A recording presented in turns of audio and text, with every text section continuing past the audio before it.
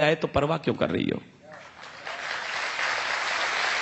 मैंने कहा अगर कबूतर श्वेत नहीं हम गुरु के बाद छोड़ देते, इशारा समझे मैं बोल क्या रहा हूं, अगर कबूतर श्वेत नहीं हम गुरु के बाद छोड़ देते तो लाहौर कराची को हम दिल्ली तलक जोड़ देते, तो लाहौर कराची को हम दिल्ली तलक जोड़ देते। हमने सिखों को, सरदारों को चुटकुलों की कौम बना के छोड़ दिया साहब। ये चुटकुलों की कौम नहीं थी सर, ये हिंदुस्तान के बलिदानों का सबसे बड़ा शिलालेख थी। हमारे आंकड़े बताते हैं, आजादी की अपनी तालियों को सहेजिएगा, अच्छा लगे तो बड़ा करना। आंकड़े बताते हैं 123 ऑथेंटिक फांसी हुई है स्वाधीनता के संग्राम में। आपकी तालियां शहादत को शायद बड़ा करें। 83 बेटे सिख मां की कोख ने दिए थे उसके लिए। हमारे बड़े कवि हैं हरिओम पंवार जी, उन्होंने लिखा है हम कर्जा खाए बैठे हैं गुरु गोविंद की कुर्बानी का, हम क्या एहसान चुकाएंगे इनकी आंखों के पानी का। हम इनकी गणना करते हैं आजादी के आधारों में, जिनके आगे जिनके दो दो बेटे चिन गए दीवारों में, जिनके आगे जिनके दो दो। इतिहास में उदाहरण नहीं मिला किसी मां के 4 बेटे और चारों के चारों इस तरीके से बलिदान हुए हों। 2 बेटे चमकौर के युद्ध में प्राण त्याग गए, 2 बेटे सरहिंद की दीवार में जिंदा चिनवा दिए गए, फतेह सिंह और जोरावर सिंह। छोटे भाई के गर्दन तक ईंट आई तो बड़ा भाई रोने लग गया। छोटे ने कहा बड़े भैया डर गए लगते हो, बलिदान आया, मृत्यु सामने दिखी तो आंखों से आंसू आ गए।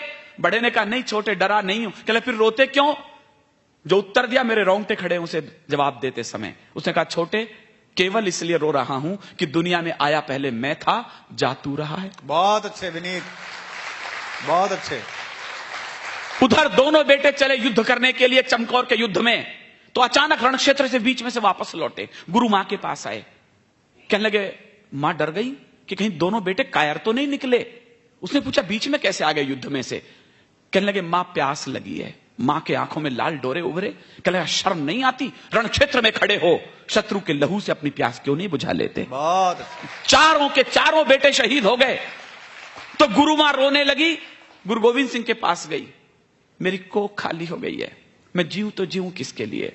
गुरु गोविंद सिंह का इतनी सी बात के लिए क्यों रोती हो? कहना आप जिंदा रहने के लिए बचा क्या है? गुरु गोविंद सिंह ने जो जवाब दिया सोने के अक्षरों में लिखा जाना चाहिए। देश धर्म के वास्ते वार दिए सुचार। मत बजाना विनीत चौहान की कविता पर ताली। आकाश में कहीं चारों बेटों की आत्मा अजर और अमर होती हो तो आपकी गगन भेदी तालियां इस पंडाल के ऊपर पहुंचे। देश धर्म के वास्ते वार दिए सुचार। अरे 4 मरे तो क्या हुआ, ये जीवित कई हजार। 4 मरे तो क्या हुआ, ये जीवित कई हजार। बलिदानों के पुष्प चढ़े हैं इस देश की बलिवेदी पर, तब कहीं जाकर आजादी की अक्षौहिणी सेना खड़ी हुई होती है। मुफ्ती मोहम्मद साहब आपको क्या पता कश्मीर कैसे बचा है? यहां पढ़े लिखे लोग बैठे हैं, नई पीढ़ी को शायद न पता हो। मैं केवल इशारा कर रहा हूं, मुफ्ती मोहम्मद साहब का पिछला काला इतिहास बोल रहा हूं। जो समझदार लोग हैं वो ताली बजाएं, जो नई पीढ़ी है उन्हें बताएं कि विनीत चौहान बोल क्या रहा था। ये क्या जाने बलिदानों की क्या परिभाषा होती है। 2 लाइन मुफ्ती मोहम्मद साहब से कह रहा हूं, सच लगे तो फिर मुझे सूचना दे।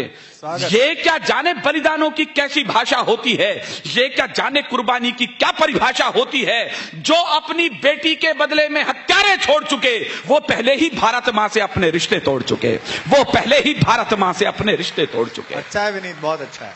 तो मैंने कहा अगर कबूतर श्वेत नहीं हम गुरु के बाद छोड़ देते तो लाहौर कराची को हम दिल्ली तलक जोड़ देते। अब भी अटल इरादे लेकर भारत के लोगों जागो, शांति मंत्र की पूजा छोड़ो, दुश्मन